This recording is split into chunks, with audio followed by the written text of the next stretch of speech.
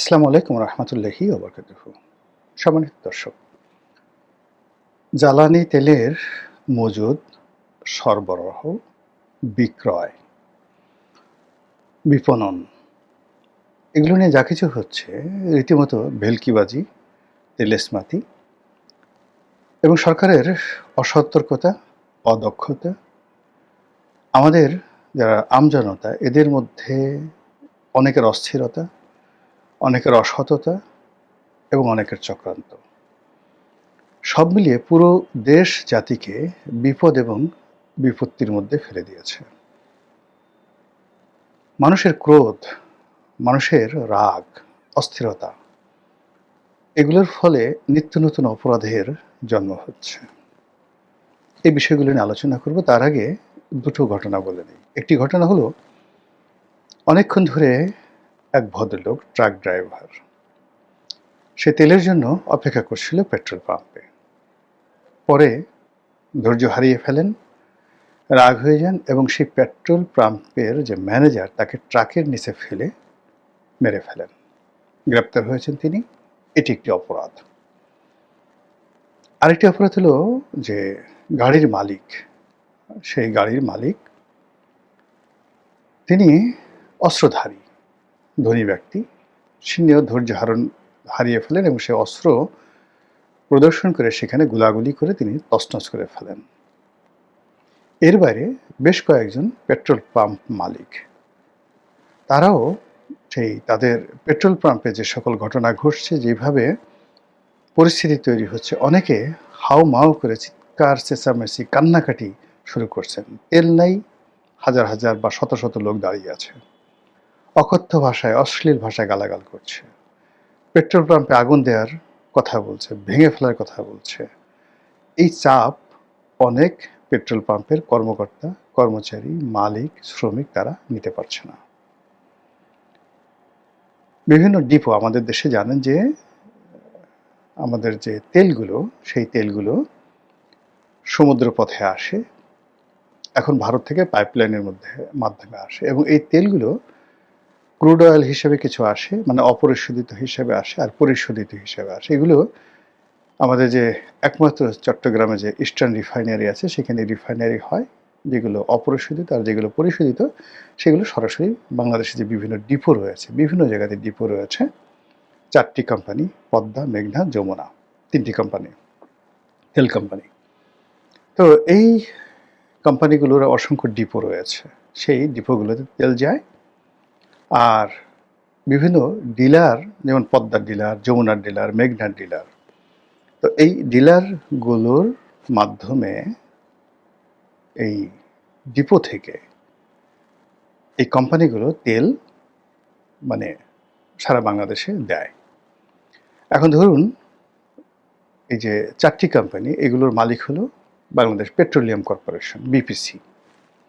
তারা তেল আমদানি করে তারপরে সেগুলো এই কোম্পানির কাছে তারা বিক্রি করে, বিপিসি। আর এই কোম্পানিগুলো তাদের যে সকল ডিলার রয়েছেন, সেই ডিলারের মাধ্যমে সারা বাংলাদেশে সেগুলো তারা সরবরাহ করে এবং এজন্য তাদের নিজেদের গাড়ি আছে। প্রত্যেকটা কোম্পানির এভাবে শত শত এরকম পেট্রোলিয়াম পরিবহন করার গাড়ি আছে। আপনি দেখবেন যে মানে লাল রং দেওয়া, ডেঞ্জারাস, বিপজ্জনক, পদ্মা লেখা, যমুনা লেখা, মেঘনা লেখা।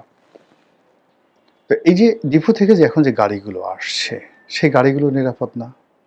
এই গাড়িগুলো যখন পথে চলছে, ড্রাইভার তো চালিয়ে যাচ্ছে, এর পেছনে মোটরসাইকেল চালিয়ে অনেকে সেই পাম্প খুলে নিয়ে নিচ্ছে।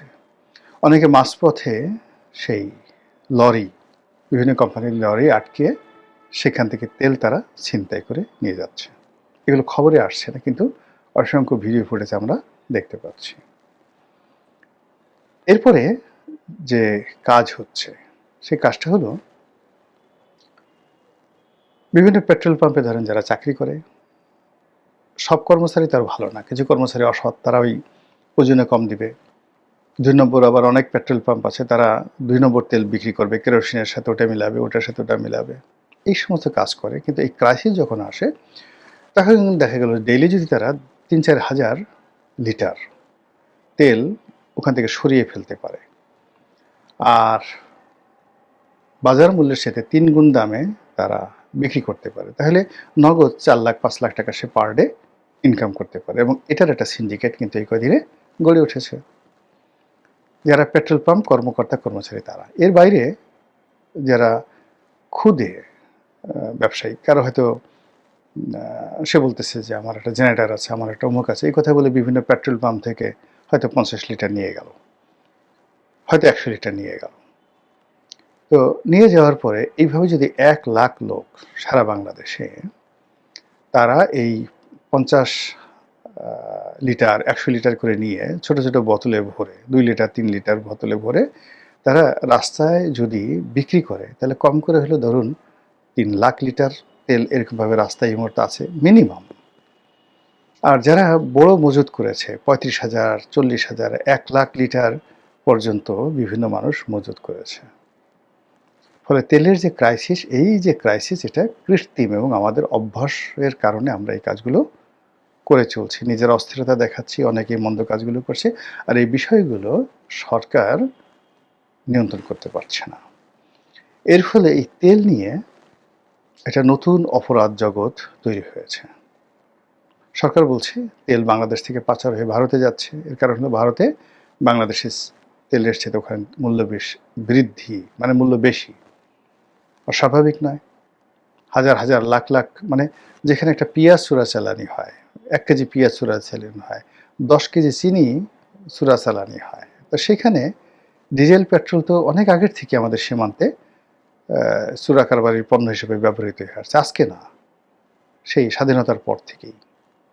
তো কাজে এই ক্রাইসিস মোমেন্টে বাংলাদেশের তেল সীমান্ত পাড়ি দিয়ে ভারতে যাচ্ছে, অস্বাভাবিক না, কিন্তু দায়িত্ব তো সরকারের, তার অভিযোগ করলে তো হবে না।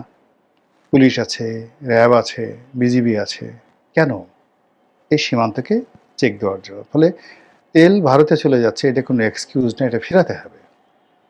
তো এই যে দেখুন, চোরাচালানিতে কিছু মানুষ হঠাৎ করে জড়িত হয়ে যাচ্ছে, যারা হয়তো সীমান্তের পেট্রোল পাম্প থেকে স্বল্প পরিসরে চোরাচালানি করতে এখন সারা বাংলাদেশ থেকে সিন্ডিকেট করে সরকারকে বিপদে ফেলা বলেন, নিজেদের আয় রোজগার বাড়ানো বলেন, যা কিছু বলেন, তারা যে বিরাট একটা সিন্ডিকেট গড়ে তুলেছে, এটা অপরাধের একটা নতুন মাত্রা। 2 নম্বর হলো যে এই যে পেট্রোল পাম্প কর্মকর্তা কর্মচারীরা, তাদের যে অংশটি এই সময়টাতে অসৎ ব্যবসার সাথে জড়িত হয়ে পড়েছে। অর্থাৎ এই কয়েকদিনে সিন্ডিকেশন করে যদি এক একটা পেট্রোল পাম্প 1 কোটি 1.5 কোটি টাকা লাভ করে, তারা চিন্তা করে যে এরকম ক্রাইসিস যদি মাঝে মধ্যে 2-3 মাস পরে সৃষ্টি করা যায়, তাহলে সারা মাসে আমরা 1 লাখ টাকা নেট প্রফিট করতে পারি না, আর এই ধরনের ক্রাইসিসে আমি 1 কোটি টাকা ইনকাম করে ফেলছি, এটাই তো ভালো। এই অপরাধ প্রবণতা শুরু হয়ে গেল। একবার যে কোনো অপরাধ যদি শুরু হয়, এটা থামে না সহজে, কখনো থামে না, এটা চলতে থাকে।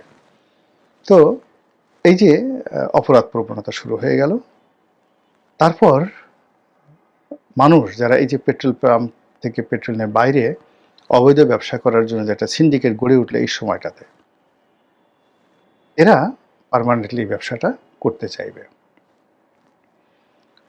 তারপর মানুষের মধ্যে যে নিরাপত্তাহীনতা, যার গাড়িতে ধরেন 80 লিটার তেল লাগবে, তার 40 লিটার তেল আছে, কিন্তু তারপর তার এখন তেল ভরতে হবে।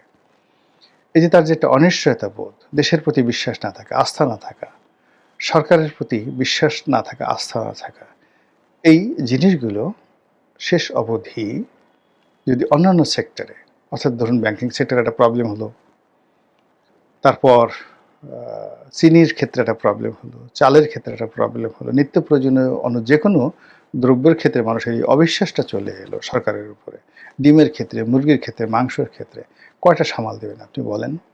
তাহলে এই যে মানুষের মন মানসিকতাটা পরিবর্তন হয়ে যাচ্ছে, এই মন মানসিকতা বিশ্বাসকে, মন মানসিকতাটা ওকে করা, বিশ্বাসকে পুনরুজ্জীবিত করা এবং রাষ্ট্রের প্রতি অনুগত থাকা এবং বিশ্বস্ত থাকার জন্য সরকারের যে কর্মকাণ্ডগুলো করা দরকার, কেউ করছে না। এটা মাথায় আসছে না যে এরকম একটা সাইকোলজিক্যাল বিষয় একটা দেশ জাতিকে কত বিপদে ফেলতে পারে, একটি সরকারকে কত বিপদে ফেলতে পারে, এই কথা তারা কল্পনাই করতে পারছে না।